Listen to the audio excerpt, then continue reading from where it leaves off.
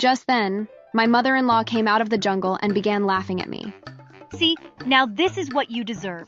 You want to act like an animal with my son and go off and get pregnant. Then that's how I'm going to treat you. Now look at you, you're helpless. You must be completely insane. You're going to regret this. Just then, some officers came out of the jungle with their weapons drawn, and they snuck up behind my mother-in-law.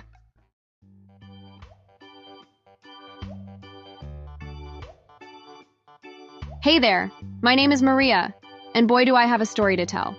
Basically, my story ends with me going to the hospital because of my mother-in-law's insanity. But let me not get too ahead of myself here. Let me start from the very beginning.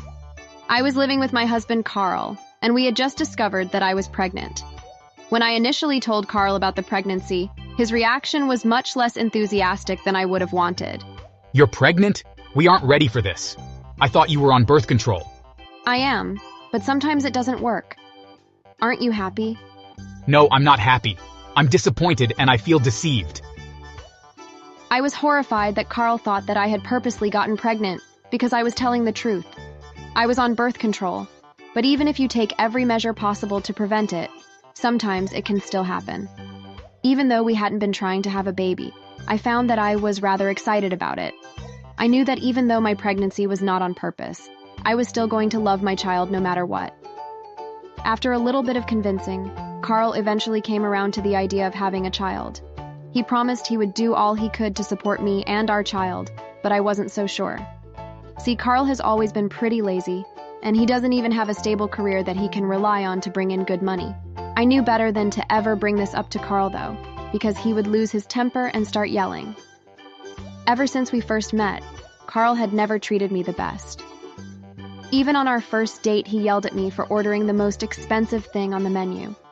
But I had decided to stay with him because he was my first love and the only boyfriend I ever had. Anyways, once Carl had come around to the idea of our child, he decided it was time to tell his mother about it. Me and his mother had never got along, and I still remember the first time I met her.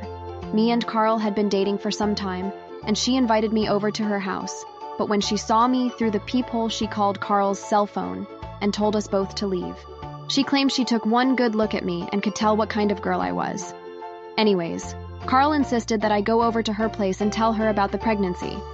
He said he would not be able to make it because he would be out looking for a better paying job.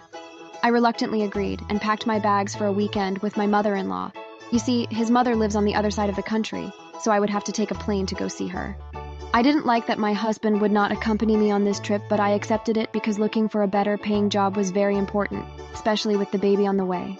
The flight to my mother-in-law's house was very long, and I felt so cramped and uncomfortable since most planes have almost no room to stretch out. Coupled with being uncomfortable from my pregnancy, it was the perfect recipe for being sore. Finally, when I landed, I called a taxi and directed them to drop me off at my mother-in-law's house. My mother-in-law has always been a strange person, so I should mention that her house is not your average house. It is in the middle of the jungle, and it is pretty far from the closest village. She moved there a couple years after Carl's dad had died because she couldn't deal with being near all of his old stuff. When I got to her house, I nervously knocked on the door. To my surprise, she opened it immediately and was genuinely surprised to see me. After the shock of seeing me at her door, she invited me inside and actually apologized for her behavior when I'd come to meet her before. I was shocked that she was being so nice and accepted her apology. But her true colors would once again show when it was time to tell her the big news. Well, there is a reason I've come today, actually. Oh, really? What is that? I'm pregnant. You're what? That's disgusting. You should not have been doing that with my son. What do you mean? I knew you were a dirty girl. My son does not have the means to be a father right now. Are you serious? Are you really not excited that you are going to be a grandmother? Not to your evil baby. I want you out of here immediately. Book the next flight you can get and get out of my house.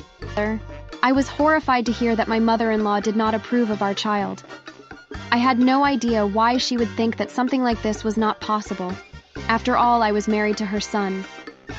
I guess the only explanation is that she had gone somewhat crazy from living out there all by herself for so long.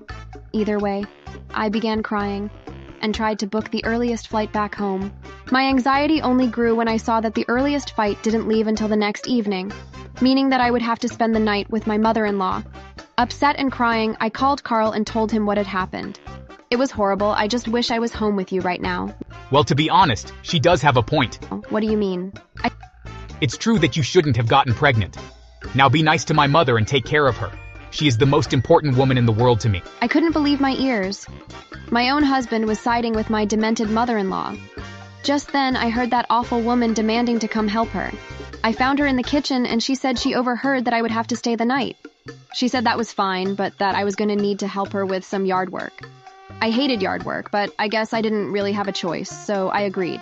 She told me that while she was raking, I would have to travel into the woods to gather firewood. I shrugged it off and said fine. The weird thing was that she insisted that I go down this very specific trail in the woods, and she even pointed and directed me right down it. While I was walking down the trail, I started to get a very bad feeling.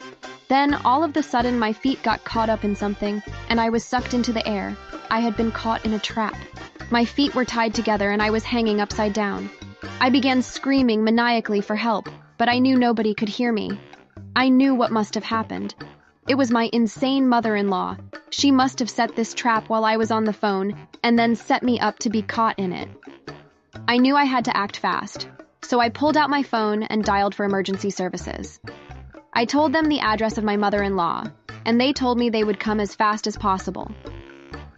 Just then, my mother-in-law came out of the jungle and began laughing at me. See, now this is what you deserve. You want to act like an animal with my son and go off and get pregnant, then that's how I'm going to treat you. Now look at you, you're helpless. You must be completely insane. You're going to regret this. Just then, some officers came out of the jungle with their weapons drawn, and they snuck up behind my mother-in-law. They tackled her to the ground and immediately put cuffs on her. It turns out that they had heard her telling me it's what I deserved, and said that it counted as a confession. They cut me down from my booby trap and helped me up. I explained the whole situation, and they asked me if I wanted to press charges even though she was family. I told them that I would absolutely be pressing charges to the highest extent, and they told me I was making the right decision. The next couple of months were a complete blur. I flew home and was interviewed by many media outlets on my harrowing tale. There were even people that encouraged me to write a book about my experience, and I did, and it actually turned out to be a huge hit. It was around this time that I came to the realization that my husband was a scumbag, and although it was scary to leave him, that I would be far better off without him. I decided that I wanted to divorce him, and that I didn't want anything to do with him. After all, he was abusive to me and didn't want anything to do with our child, and would be a terrible parent anyways. Of course, it didn't hurt that I was making very good money off of my book sales.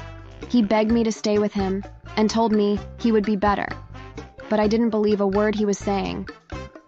I kicked him out of our house and got a restraining order after I told the police how he was verbally abusive towards me and he was forced to live on the streets.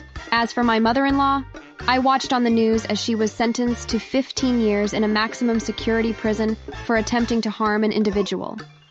When I had gone on that trip to her house that day, I had no idea my life would be completely flipped upside down, but everything happens for a reason. Now, my son is going to be born in a couple of months, and I couldn't be more excited. My wealth continues to grow from all of my book sales, and I even recently got an offer to have my book be turned into a major motion picture. Some people say the way I acted towards my husband and his mother was much too harsh, but I disagree. What do you think?